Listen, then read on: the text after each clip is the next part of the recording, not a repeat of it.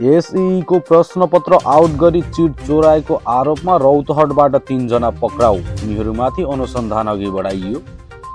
सर्वोच्चको कडा कदम, शैक्षिक सत्र सुरु नहुँदै विद्यार्थी भर्ना सुरु नगर्न आदेश। गोर्खा सहकारीका अध्यक्षसहित 4 जना पक्राउ। रकम हिनामिना गरेको आरोप। गौतम सिरी सहकारीका व्यवस्थापक पनि पक्राउ।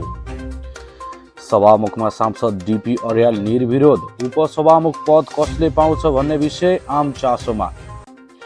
ओलीलाई थप 2 दिन हिरासतमा राख्न अदालतको अनुमति। उपचारमा असर नपर्ने गरी अनुसन्धान अघि बढाउन निर्देशन। चैत 24 मा संसदीय दल नेता चयन। कांग्रेसले बनायो निर्वाचन समिति। अर्जुन नरसिंह केसी र भीष्मराज आङदाम्बे आकांक्षी।